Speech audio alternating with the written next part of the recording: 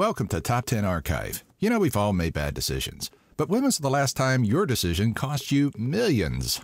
Though we know we have to live and learn sometimes, to do so at the cost of business stability and high profits is not quite the preferred method. For the executives behind these 10 poor decisions, we can't assume that they're going to be real happy about reliving their blunders through our Top 10 Worst Executive Decisions list. Number 10. Murdoch murders MySpace. Well, if there's at least one thing that Rupert Murdoch really knows, it's social media, right? In 2005, Rupert Murdoch's News Corporation purchased MySpace for $580 million, and only 6 years later sold it for $35 million. That's some good business right there. Hey, wait a minute. 35 is lower than 580. Who wrote this script? Come on, guys, I'm going to lose my credibility for this. Well, what led to the fall of MySpace was a combination of heavy competition from Facebook and Murdoch's inability to monetize the platform without alienating its users. Facebook was running on an ad-free campaign, allowing users a cleaner social networking experience. Murdoch went into MySpace overconfident, claiming it would do $1 billion of revenue and $250 million in profit. Instead of those astounding numbers, former MySpace co-founder Chris DeWolf blames Murdoch for squandering $15 billion of shareholder money. Number 9. Kodak shrugs off digital. If the history of business management shows anything, it's that a company that refuses to change with the times is likely to not be around for much longer. In the case of Kodak, the decision to continue manufacturing film while the world moved on to the digital age was a large factor in the inevitable bankruptcy protection it eventually had to file. Even if Bill Cosby invested his Jell-O Pudding Pops revenue checks into this fiasco, Kodak would still have eventually went bankrupt. To make up for the lack of sales on film, Kodak turned to selling printers at a lower cost than its competitors, but as the market was already flooded with higher quality Canon, Epson, and HP printers, it was difficult to catch on. Eventually, Kodak faced facts and began a tremendous downsize until finally filing Chapter 11 in 2012. Number 8. Turning down the Beatles? The Fab Foursome had to start somewhere, and while the world knows them for the superstars they are, Decca once saw no potential of the group over 50 years ago. Guitar groups are on their way out, words that were allegedly uttered to the auditioning group's manager, Brian Epstein, before Decca passed up on a massive payoff. After a 15-song set, Decca sent the British group walking, and while it may have seemed like a rash decision, the group's own manager at Parlophone, George Martin, said, based on those demos, he would have turned them down too. Decca went on to sign the Rolling Stones years later, but there's a certain stigma that comes with being the record label that turned down the Beatles. I'm sure there's a world's smallest violin joke here to be made, but hey Jude, tomorrow never knows when Penny Lane and Eleanor Rigby will come together on Abbey Road. Number 7. Motorola's delay on smartphones. When the Razr phone came out, it was all the rage. Motorola had created a phone that people could not resist. It was sleek, stylish, and extremely compact, and having one made you feel and look like an elite. Yeah, try to pass that look on today, and you'll be laughed back to the early 2000s. Honestly, the few people who still tote pagers will have a chuckle or two at your expense. By 2007, Motorola was offering their Razr phone at a discount, until 2010, when the company finally decided to release a new device. But it was too little too late, as the market had already been flooded with iPhones and Blackberries. Motorola's delay to update their cellular device caused a 90% drop in shares, from $107 to $13 over the course of 3 years. Number 6. Fox sells Star Wars merchandising rights. While Fox Studios is doing fairly well for itself, a decision was made nearly 30 years ago that essentially lost the studio billions of dollars.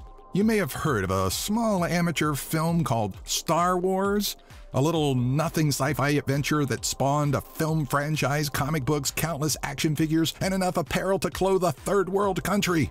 All of the money made from the vast assortment of merchandise could have gone straight to Fox, but the company instead handed the rights over to George Lucas. The initial split of 60-40 for merchandising lasted 2 years until Lucas retained full rights of Star Wars merchandise, a deal that has netted him over $4 billion to date. Apparently, Fox took the quote, "I've got a bad feeling about this," a little too seriously. Number 5. Lehman Brothers. You know, the housing market is not something you want to take a gamble on. On a whim, it can rise and fall like the worst of roller coasters, a lesson learned by Lehman Brothers Holdings Incorporated.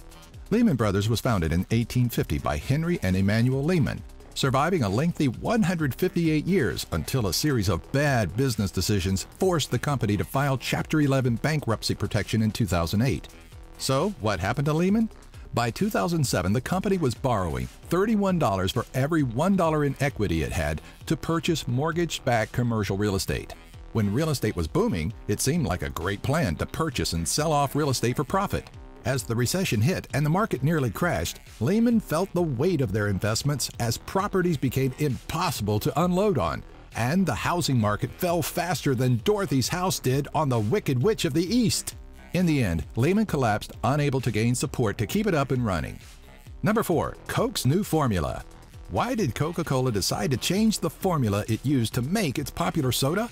The push was meant to breathe some life into the Coca-Cola brand in the United States, but all it wound up doing was sending Coke drinkers into a literal panic. Nobody wanted the change, and those devoted to the original flavor did what they could to stockpile the current brand. When the new Coke released, protest groups surfaced across the country, demanding that Coca-Cola return the beverage back to its original taste. Like a shaken can of Coke, people were ready to blow up at the seams and foam at the mouth. Signs that read, "We want the real thing," and "Our children will never know refreshment" were reportedly seen at a Coca-Cola event in Atlanta, Georgia. We like to call this period of time the Great Soda Panic of 1985. Never forget. Never forget. Number 3. Carolyn Davidson's Nike Swoosh. In 1971, Blue Ribbon Sports, who had been importing Onitsuka Tiger shoes, approached Carolyn Davidson to create a design for what they wanted to be their own brand of running shoes. With a half-dozen attempts in tow, Davidson brought the designs to BRS execs, who chose the current swoosh logo despite not loving it. For services rendered, David was offered $35, an offer she gladly accepted. Nike currently brings in over $2 billion a year. Some would say that Davidson got hosed, but it's okay. 3 years after Nike went public, Phil Knight, the co-founder of Nike, presented her with a diamond ring engraved with the iconic logo and a portion of Nike stock. Check this one off as a happy ending. Number 2. Blockbuster turns down Netflix. In probably another 5 years or so, if you go up to a young'un and ask them their thoughts on Blockbuster, you're likely to be met with a look of confusion as they mutter the words, "Netflix is on fleek." Did I pronounce that right? Hey, can someone tell me what a fleek is? Oh well. In 2000, the popular movie and game rental store was approached by an online iteration of itself called Netflix. At the time, Netflix was living in the shadow of Blockbuster's 9,000 stores and knew that if it could link up, it would be guaranteed success. Blockbuster's then CEO, John Antioco, turned down the $50 million buyout, partially due to Netflix's losses at the time. Instead, Blockbuster sought out deals with Enron Broadband Services and Circuit City. Yeah, Circuit City. Ask someone from Generation Z where Circuit City is, and they'll probably say it's somewhere that those guys from Star Trek were from. Today, Netflix is worth over $19 billion. What's the current state of Blockbuster, you ask? You may come across one of its 50 or so remaining locations if you look hard. Number 1. Declining the telephone. What use could this company make of an electrical toy? These fatal words were written to Alexander Graham Bell, who you may know as being credited with the invention of the telephone, even though it was later found that Italian inventor Antonio Meucci actually invented it. But we'll save that topic for another day. Regardless, those words were written by William Orton, president of the Western Union Telegraph Company, in response to Gardner Green Hubbard's proposal to sell the patent for Bell's invention. Hubbard had helped with funding and thought Western Union would look to update their system to a more convenient mode of communication. The patent was for sale for $100,000, which would have fared Orton better than the millions he spent trying to build his own telephone network. Today, Western Union only nets approximately $798 million, a number that could be far greater had Orton taken Hubbard up on his offer. Have you ever made any poor decisions that could have changed your life? Share your tale of woe in our comment section below, and remember to like, share, and subscribe if you liked this video.